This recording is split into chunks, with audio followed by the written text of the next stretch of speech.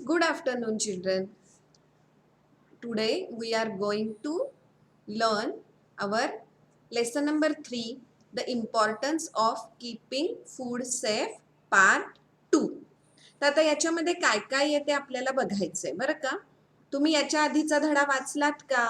काय काय समजलं त्या धड्यामधून तुम्हाला? जे वाचलं आहे ते कळलं का? मी शिकवलेलं समजलं का? तर त्याच्यामध्ये मी काय लिहिलं सांगितलं होतं तुम्हाला की आपण जे अन्न खातो ते पोल्युटेड कशामुळे होतं, हो की नाही? तर मग पोल्युटेड कशामुळे होतं ते वाचलत का तुम्ही? ते 7 रिझन्स आहेत. त्याच्यानंतर ते पोल्युटेड फूड खाल्ल्यामुळं आपल्याला कोणकोणते रोग होतात ते सुद्धा आपण शिकलो, हो की नाही? मग आता आपल्याला याच्या पुढे आपण अजूनही आपल्या अन्नधान्याची काळजी कशी घेतली पाहिजे ते बघायचंय. ठीक आहे?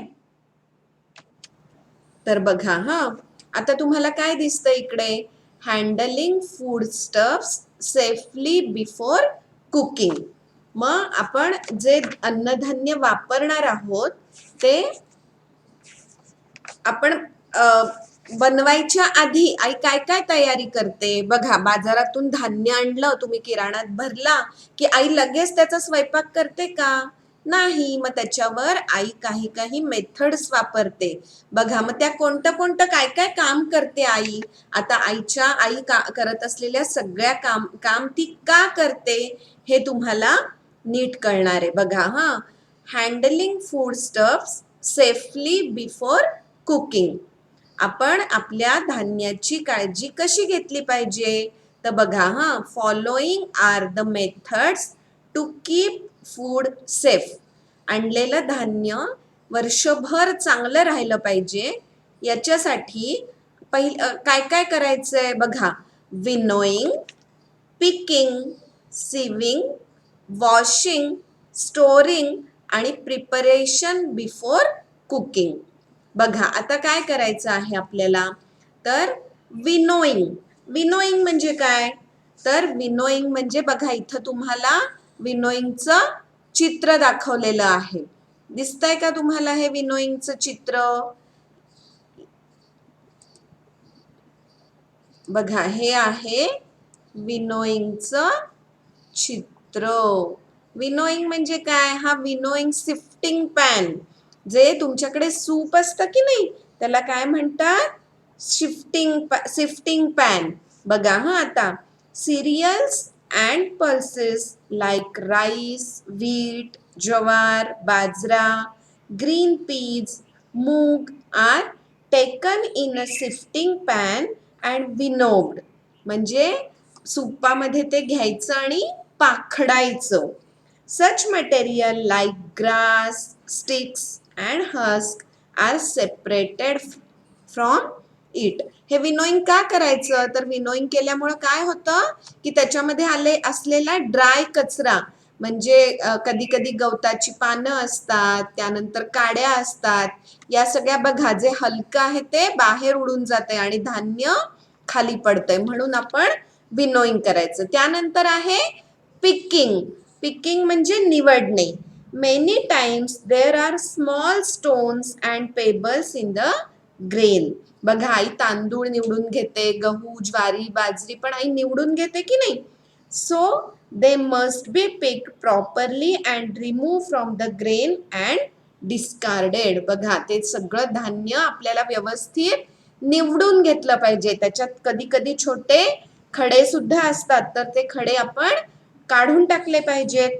Just as the grains are picked and cleaned, so should the vegetables be clean, specially the green vegetables.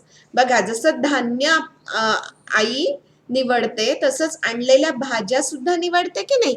Specially पालेभाज्या स्वच्छ निवडाव्या लागतात. त्याच्यामध्ये माती असते, कचरा असतो, तर त्या स्वच्छ निवडून धुवून घेतल्या पाहिजे. All the necessary parts should be unnecessary parts should be removed and thrown out. जो नको असलेला भाग आहे तो काढून फेकला पाहिजे. थर्ड आहे सिविंग. सिविंग म्हणजे चाळणं.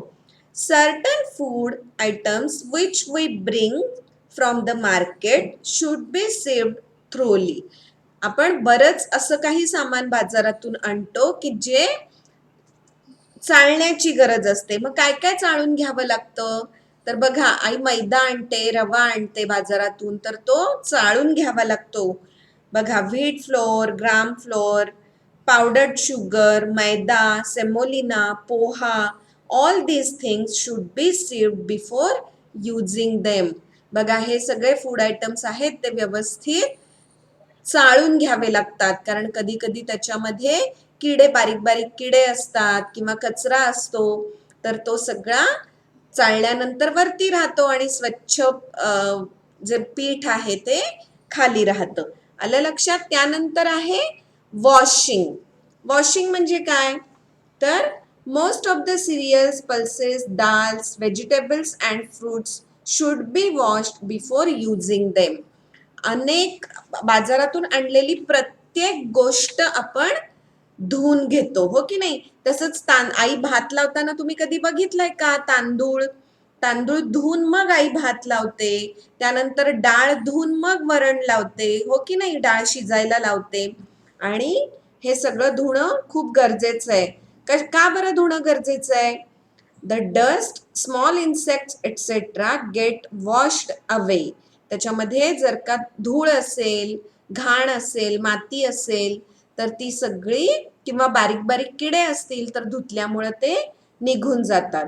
Only wheat, jowar, bajra or similar cereals cannot be washed before using them. बघा, फक्त गहू, ज्वारी, बाजरी ह्याची आपण पिठं करतो, हो की नाही? गव्हाच्या पिठाची आई पोळी करते, बाजरीच्या, ज्वारीच्या पिठाची भाकरी करते, त्यानंतर डाळीच्या पिठाचं आपण काय करतो? मस्त पिठलं करतो. तर या सगळ्या ज्या गोष्टी आहेत, गहू, ज्वारी, बाजरी, हे धुता येत नाही, ते छान वाळवावं लागतं, कारण ते धुतल्यानंतर ओलं होईल आणि ओलं झाल्यानंतर आपल्याला त्याचं पीठ करता येणार नाही, म्हणून हे सगळं वाळवावं लागतं. तर ज्या गोष्टी आपल्याला धुता येत नाहीत त्याची जास्त काळजी घ्यावी लागते. आलं लक्षात? पुढचं आहे स्टोरिंग. आणलेलं धान्य आई असंच पडू देते का? नाही, ते व्यवस्थित बरण्यांमध्ये सगळं भरून ठेवते, हो की नाही? आणि मग ते भरून चांगलं व्यवस्थित त्याला झाकण लावून ठेवते आणि मग ते धान्य वर्षभर चांगलं राहतं. आलं लक्षात? त्यानंतर बघा, storing. Many times we bring food items in large quantities. तुमच्याकडे पण सगळ्यांकडे आणत असतील की नाही? गहू, ज्वारी, बाजरी, तांदूळ हे वर्षाचं एकदम पोत्यानी आणलं जात असेल की नाही? तर ते पोत्यानी आणल्यानंतर त्याची या पद्धतीने काळजी घेतली आणि व्यवस्थित ते एअरटाईट जारमध्ये, एअरटाईट तुमच्या कोठ्यांमध्ये भरून ठेवलं तरच ते चांगलं राहतं. So it becomes necessary to store them properly. Sometimes dals and cereals appear a little moist. जर का त्याला ओला हात लागला तर ते खराब होतं. They should be exposed to the sun and dried so that they do not get fungus. हे सगळे जे वर्षाचं धान्य आणलं जातं ते सगळं कडकडीत उन्हामध्ये चांगल्या पद्धतीने वाळवलं जातं. Add some boric powder in the tin in which rice is kept. बघा, तांदूळ उन्हामध्ये वाळवायचे नसतात. तांदूळ वर्षभर टिकवण्यासाठी त्याला बोरिक पावडर लावून ठेवावी लागते. हे सगळं जे मी सांगतेय ते तुम्ही आई करत असलेलं नेहमी बघता, ते आता आपल्याला अभ्यासामध्ये शिकायचं आहे. Store them in an airy place. Boxes and tins should have airtight lids. सगळ्याला एअरटाईट झाकणं असली पाहिजे. त्यानंतर आहे प्रिपरेशन बिफोर कुकिंग. मग आता आई स्वयंपाक करायच्या आधी काय काय तयारी करते? The place of cooking should be clean. बघा, जिकडे आपल्याला स्वयंपाक करायचा आहे ती जागा स्वच्छ असली पाहिजे. So should the spoons and the utensils B clean. आधीच आपण बघितलेलं आहे की आपण जे भांडी आणि चमचे वापरणार आहे ते सुद्धा स्वच्छ असले पाहिजेत. There should be sufficient light in the kitchen. Kitchen अंधारं असता कामा नये. First wash your hands and then start cooking. पहिल्यांदा तुम्ही तुमचे हात स्वच्छ धुतले पाहिजेत आणि त्याच्यानंतर स्वयंपाक करायला सुरुवात केला पाहिजे.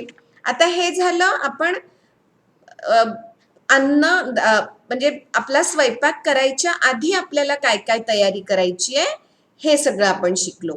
आता केलेल्या स्वयंपाकाची काळजी कशी करायची? Handling cooked food safely.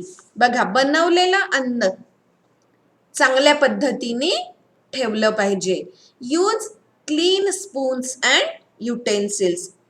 Care should be taken to keep the cooked food in a proper place. Use clean spoons and utensils. Cooked food should be removed in a clean utensils using a clean spoon. स्वच्छ भांड्यामध्ये आपण बनवलेलं अन्न काढून ठेवलं पाहिजे. त्यानंतर to cover. Cook food should be allowed to cool before covering it. एकदम गरम जे बघा, तुम्ही दूध तापवते आई आणि दूध तापवल्यानंतर त्याच्यावर आई तुमच्याकडे एक जाळीची ताटली असेल तर ती जाळीची ताटली ठेवते, कारण त्याच्यामध्ये ते खूप गरम असतं आणि गरम पाण्याची वाफ होऊन परत ती त्याच्यातच पडते. तेच चांगलं नाहीये, म्हणून जाळीची ताटली, मेशवाली ताटली. बघा, in the mean time place a lead half covered किंवा थोडंसं अर्ध झाकण ठेवते त्याची वाफ बाहेर निघून जायला. If milk is hot then put a mesh lid to cover it. बघा, मेश लीड म्हणजे जाळीचं झाकण. When the food is fully cooled, cover it totally so that dust and flies do not settle over it.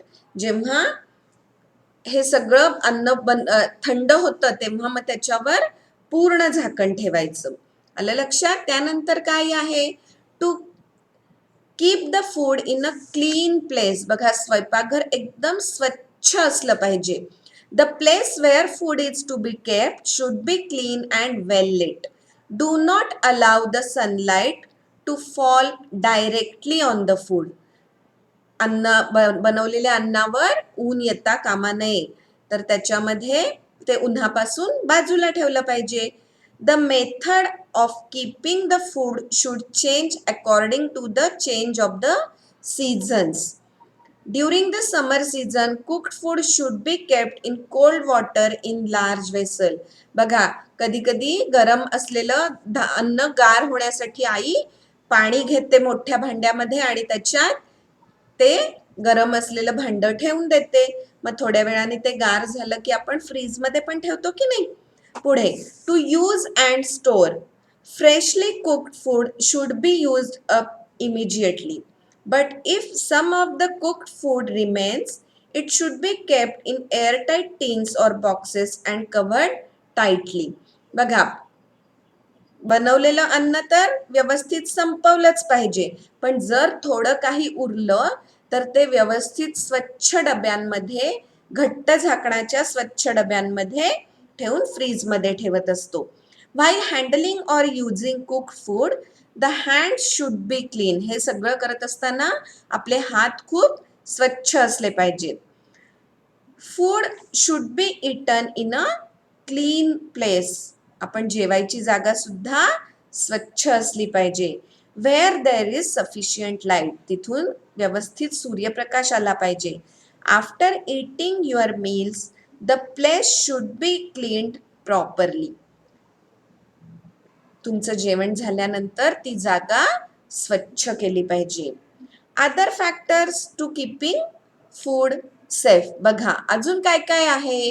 आपण बनवलेलं अन्न चांगलं ठेवण्यासाठी अजून काय काय काळजी घेतली पाहिजे? बघा, cleanliness to keep the food safe. It is important to handle the food properly. The other factors necessary to take care of food as under cleanliness of the house and the kitchen. बघा, कोणते सणवार आले की आई पूर्ण घर स्वच्छ करते. Controlling cockroaches, rats etcetera. Cockroaches and small insects and rats are a nuisance. ते आपल्याला खूप त्रास देतात, घरामध्ये कधी कधी येतात तर, म्हणून ते त्यांना they spread diseases. So steps should be taken on control them. घरामध्ये असे किडे होऊ देता कामा नयेत. बघा, पेस्ट कंट्रोल केलं पाहिजे, औषध मारलं पाहिजे. Disposal of the garbage. घरामध्ये जो ओला कचरा, wet garbage means waste food material. ओला कचरा म्हणजे फूड मटेरियलच असतं की नाही, जे टाकून द्यायचं असतं. If the garbage of vegetables and fruits remains for a long time, the growth of insects is rapid. ओला कचरा घरामध्ये जास्त दिवस ठेवला तर हे जे सगळे कॉक्रोचेस आणि रॅट्स आहेत त्यांची ग्रोथ होते. दिस अफेक्ट्स द सेफली फूड.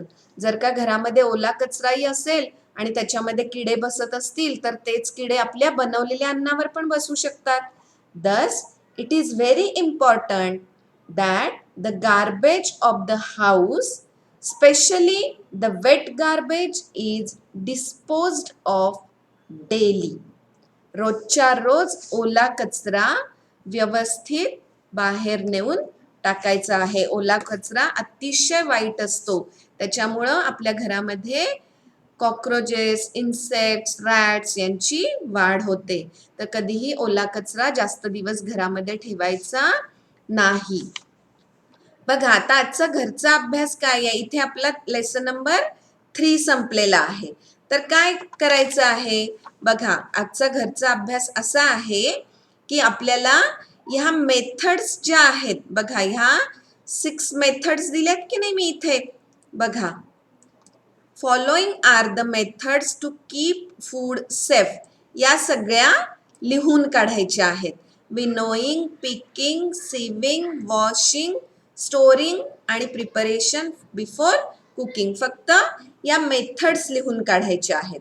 आणि त्यानंतर आहे की handling food, cooked food safely. त्याच्यासाठी काय करायचंय बघा, त्याच्यासाठी आपल्याला यूज क्लीन स्पून्स, हे जे 3-4 मी हे दिलेत ते लिहून काढायचे. Use clean spoons and utensils to cover, keep the food in clean place, to use and store. तर याची चित्र न काढता फक्त यांची नावं लिहायची आहेत. आणि त्यानंतर हे जे दिलंय other factors to keeping food safe, हे लिहून काढायचं आहे. आलं लक्षात. बघा, हे आपल्याला लिहून काढायचं आहे एवढं.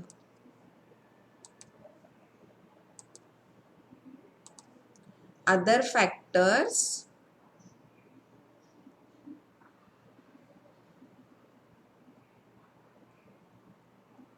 मी काय काय लिहायला सांगितलं ते कळालं तुम्हाला.